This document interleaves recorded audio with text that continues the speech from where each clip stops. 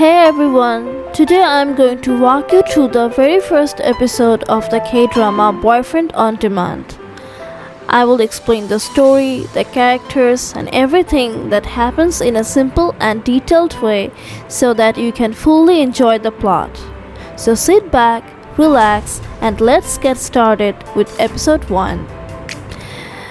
The first episode opens with a beautiful and almost dreamlike scene set in a grand palace that looks like something straight out of a fantasy story. The atmosphere feels magical and slightly surreal. In this elegant setting, we see our main character, Mira, preparing herself for what happens to be a romantic date. But this is not an ordinary date. Instead of meeting someone in the real world, she is getting ready to meet her digital boyfriend in a virtual environment. This introduction immediately sets the tone for the drama, hinting that technology and romance are going to play a very big role in the story. After this intriguing opening moment, the story jumps back in time to 2 weeks earlier, giving us a look at Mira's everyday life before this unusual date ever happened. Mira is shown returning home after a long and exhausting day at work. She lives a very structured life and carefully plans almost every hour of her day.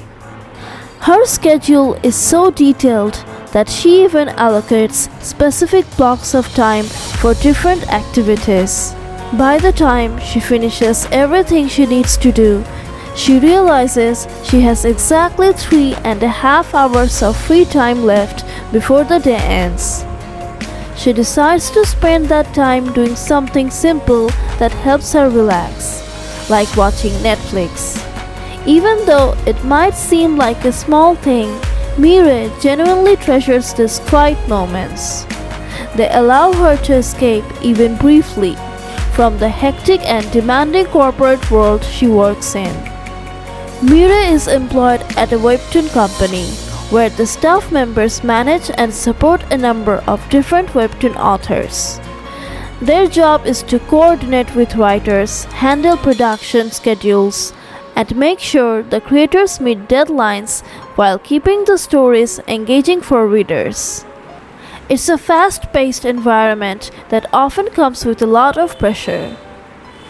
At the office, Mira has what many people would call a work rival. His name is Park Kyung-nam, and he works as a producer. Kyung-nam is incredibly respected in the workplace. Many of his projects are successful, and he has recently secured a deal for one of the company's webtoons to be adapted into another format. Because of his achievements, people at the office see him almost like a star employee.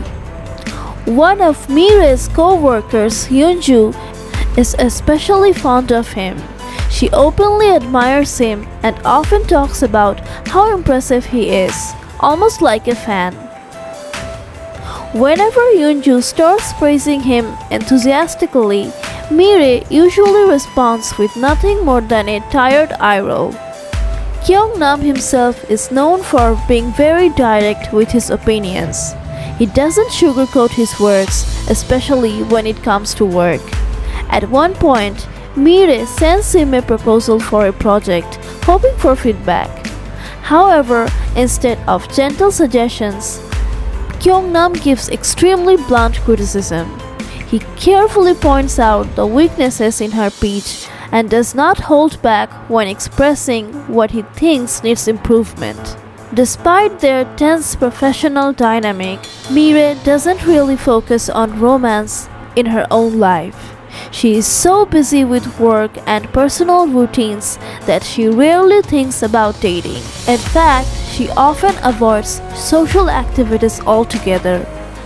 When her co-workers go out for team dinners or gatherings after work, Mira frequently chooses to skip them so that she can go home and rest. Her close friend Ji-yeon, however, tries her best to encourage Mira to socialize more. Ji-yeon invites her to attend a wedding that weekend and insists it will be a good opportunity to meet new people. As the two friends sit together and eat, Ji-yeon gently tells Mira that she should consider finding a mature and dependable partner. Interestingly, when Mira hears this suggestion, her mind briefly drifts to someone unexpected, Kyung-nam. Even she seems a little surprised by the thought. Later that evening, the wedding celebration turns into quite a lovely event. Mira ends up drinking more than she planned. By the time she finally heads home, she is extremely tired and slightly unsteady. When she reaches her apartment, she barely manages to get inside before dropping down onto the floor, completely exhausted from the night. Meanwhile, things at her workplace are starting to change. The company is going through a major adjustment.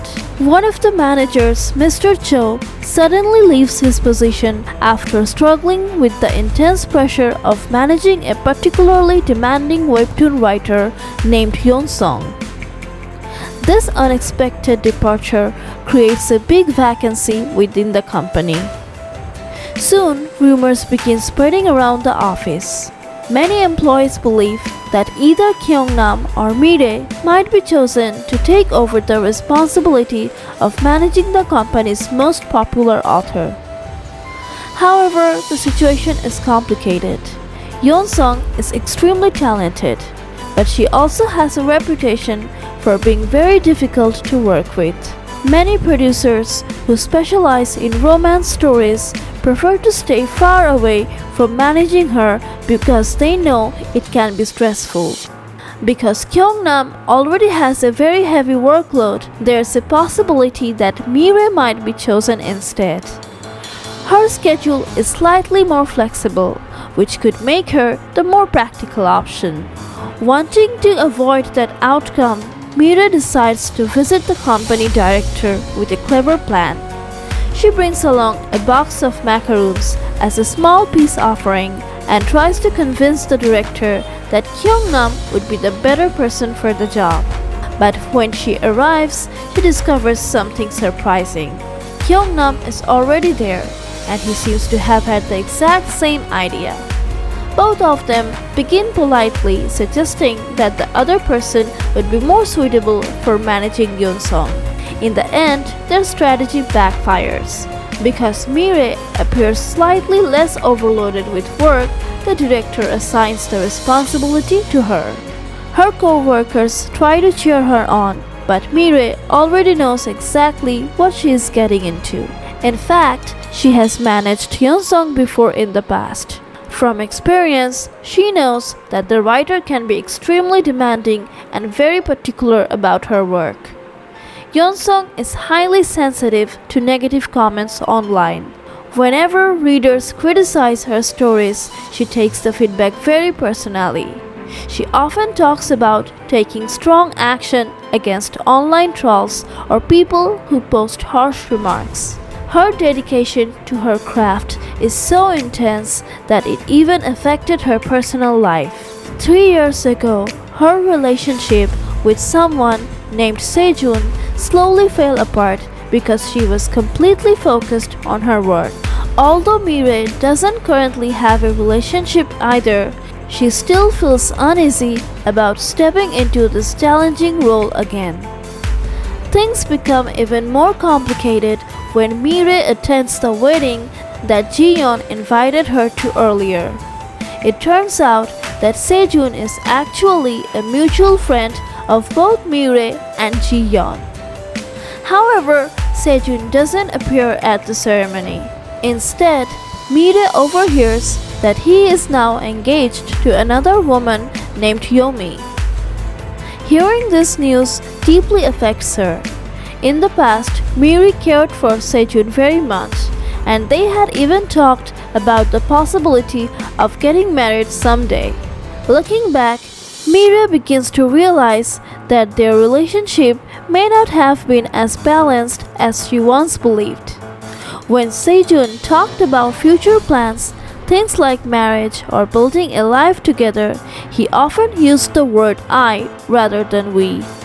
That subtle difference now makes Mira feel as though she might have been more invested in the relationship than he was. Back in the present timeline, Mira begins receiving messages from Yeon-sung about her latest chapters. As she reads through the drafts, Mira can't help noticing how overly dramatic and cliché the story feels. The webtoon in question is called The Man to Know. It has been the company's most popular series for the past 3 years. The story revolves around Siyu, the third generation heir of a powerful conglomerate called the SY Group, and a normal young woman named Yoon Nara. While the series is extremely popular, many readers have started pointing out its predictable plot and familiar romance tropes. Mira knows that if Yeon-sung hears these criticisms, she will not be happy about them. As Mira prepares to take on this challenging client, Kyung-nam sends her something unexpected: a sauna coupon from the director. The message jokingly suggests that she will probably need a relaxing place to unwind because managing Yeon-sung might become very stressful. Soon after, Mira finally meets Yeon-sung in person again when the writer arrives at the office wearing a colorful and attention-grabbing outfit. Yeon-sung quickly suggests that they should go out for lunch together. During the meal, Mira realizes once again how sensitive Yeon-sung can be. She has a strong personality, tends to focus on her own perspective, and doesn't respond well to criticism. Still, Mira tries to approach the situation professionally. She carefully offers some constructive suggestions about the story so that the webtoon can stay on schedule and continue delivering chapters on time. If deadlines are missed, it could create serious problems for the company and for Mira's position as well. In the middle of this meeting, something unexpected happens. The company director approaches Mira along with a businessman named Min Yoon Young. He represents a technology company called DU. Min explains that his team has developed a new dating simulation platform inspired by one of Yoon-sung's characters, Siyu. The platform is essentially a digital experience where users can interact with virtual characters and go on simulated dates. The project is called Boyfriend on Demand. Mira listens carefully as Min explains how the system works.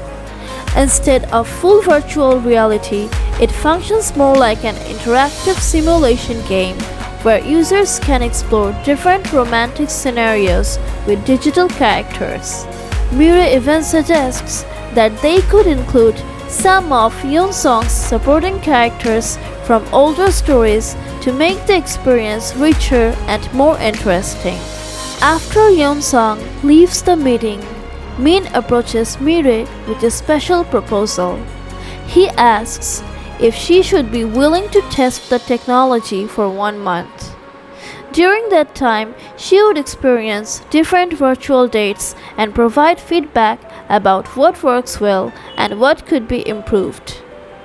Because of Mira's reputation for being organized and detail-oriented, Min believes she would be the perfect person for the job. To make the offer even more appealing, he tells her that she will also be paid for participating in the testing process. Later that night, Mira returns home and decides to set up the device. The moment she activates it, she suddenly finds herself immersed in a virtual world. In a funny twist, the scene she enters looks exactly like the scenario from the webtoon story she had just criticized earlier. The setting is a beach, and Siyu had just been surfing before being swept toward the shore by the waves. Suddenly, a huge wave crashes over Miri as well, pulling her underwater in the simulation.